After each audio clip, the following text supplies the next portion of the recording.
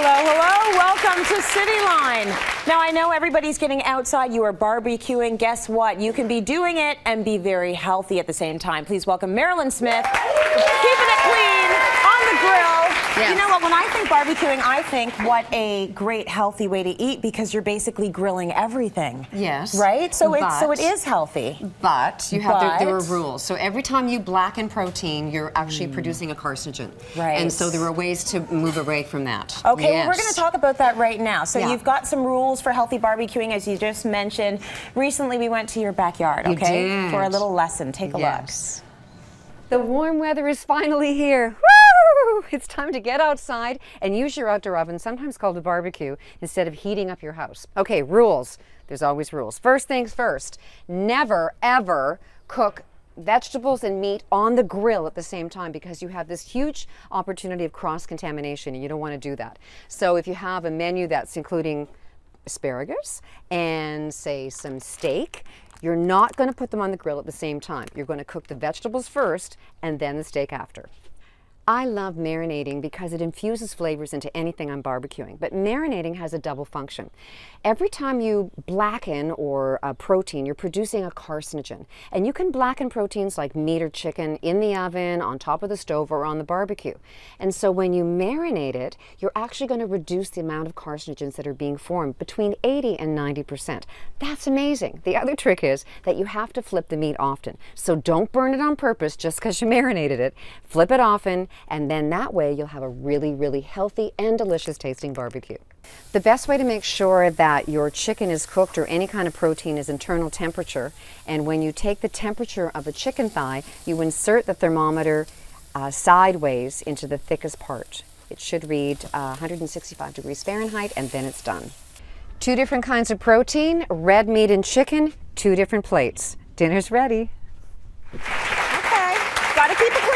Rules, yes. Rules, there are rules. I'm a professional home economist. Don't mess with me. No, you know the rules. I do know the rules, So I love this whole idea of marinade. Of course, I'm, West Indian parentage, so everything has always been marinated since the beginning of time. And like that's the only way I know how to have meat. So very good for it. Yes. And one of our producers was asking off camera, can you freeze the meat once it's been marinated? If it's frozen, if it's in the marinade, yes, you can. And I'm going to on one of our second marinades here. All right, but the first thing is you have to need to know the elements that go into a really good healthy marinade. Yeah. And you need some kind of antioxidant-rich liquid. So it could be tea. I've got watermelon juice here, beer, wine. They did a really cool research where they're actually looking at any kind of beer is really good and any kind of wine. And this is just new. Okay, so I'm shocked that these two are included. Yeah, they are. It's just you're not going to use a ton, but because of the antioxidants in it, you're going to actually make a healthier marinade. Okay. And then you need a fat that isn't going to have a low smoke point. So you need a high smoke point, and so canola oil, because I'm a fan of it, the omega-3, so that you're going to use a little bit. Now, a lot of recipes call for like a quarter cup. You don't need that much. 1 to 2 tablespoons is all you need. You're kidding me. No, I'm not. Oh, Yeah, that's good. And then you need an acid. And so you can use any kind of vinegar or any kind of citrus juice, orange juice, lemon juice, lime juice, whatever. And once again, you're going to play with ratios. And then you can or you don't have to have a sweetener in it, but a lot of people want a titch of sweet. Yeah. And so I like to use kind of different sweeteners. I've got some birch syrup here, product of Canada, maple syrup, and then this is ice syrup that's from Niagara-on-the-Lake. So different kind of blends. Isn't that good? Yet. The birch syrup's got more of a caramel flavor, so you're just adding a little hint of flavor. And then the big one is all the antioxidant-rich herbs and spices. So garlic is huge. Garlic is actually one of the things you should have most ones. But dried, I've got oregano, rosemary. They're going to give it a really big kick. You can get the fresh one as well. You can buy it like that right now. I like that one from PC. And then adding some kind of heat with the red peppers is also a really good idea too. So those are the elements that you can monkey around with, or you can make one of mine, and then it's all easy. So, like, I want to know where the watermelon juice comes into this. I know. It's really funny because how do you watermelon? How do you get juice from a watermelon? Yeah. Okay. What do you do? You get a great big squeezer, and you go. Basically, you cube up your watermelon and you put it in the blender, and then you just push your button. And if it was okay, it's just supposed to be on. Okay, there it goes. Okay. All right. Well, it's usually easier than that. Look at how simple it is, folks. You just have to beat your blender. You do stuff at home, and then it's all wonderful, and then you come and it's like, what the for the hell? That's the joy of television. So it's not. always. It's really not that hard. Anyway, whatever. Believe me. It looks like that, but it looks like this when it's you're finished. done. Yeah, right. So now you want to either marinate, never in metal, because it's going to leach out the metal, and you're going to get a funny flavor, and Good it's to actually know. acidic, and so you could be leaching out some stuff like metals. Anyway, so Yeah. use glass or food-grade plastic bags. Yeah. So this one's got watermelon juice in it as our high antioxidant, and then we're going to add soy sauce. And What would you use as an alternative to the watermelon? Is there anything else you can think of? well, for this particular recipe, I think the combo is really fabulous with the Okay, watermelon. fine, So stick I with the wouldn't- watermelon. Don't muck with my recipe. Yeah, watermelon It's it like is. people call, gee, I liked your recipe, but it didn't work. Why? Well, I used rye flour. Like I 'cause told you not to. I didn't tell you to use that. Yeah, okay, right on. So we have balsamic, a little bit of soy sauce in there too for flavor. We're going to add, now this is kind of an acidic ingredient as well as Dijon. Okay. So, you know, that's one thing. And then I'm going to add a load of garlic.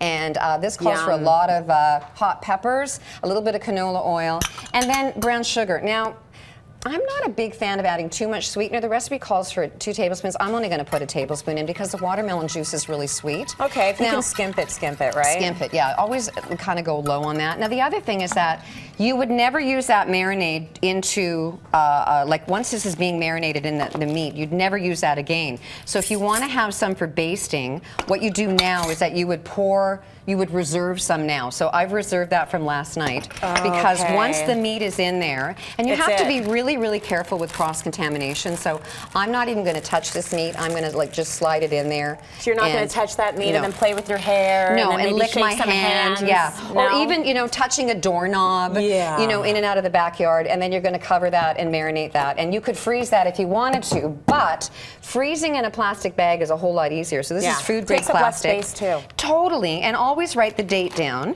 because you know what? You might have had that in there for 3 years. Anyway, so this is one of my favorite recipes. I know I've done it on the show before, but it's our go-to chicken dish. Right. And so there's like 4,000 cloves of garlic. And so there's absolutely no concern about vampires. There's a dried oregano. You can use fresh. It goes a little bit slimy. We're going to use a little bit of canola oil and, oh my goodness, where's that lemon juice? Can I have the lemon juice down there? There you go. So the recipe calls for either a 1/4 cup. You can put a 1/2 cup, so dump that whole thing in there. Sure. And then when it comes to the chicken, once again, you know what? All protein you have to be really careful of. So I always have a special cutting board for my protein and one for my fruits and vegetables. This red thing is a cutting board. And you keep it like that all the time? Yeah, I do. Oh, dear. Yeah, I do. I'm and doing then that wrong. You're doing that. Okay, well, you know what? If you're healthy... I wash and, it. Yeah, no, washing it is really good, but I think it's more important Washing too. counts, too. Yeah, you know what? Yeah, licking it is bad. Washing better.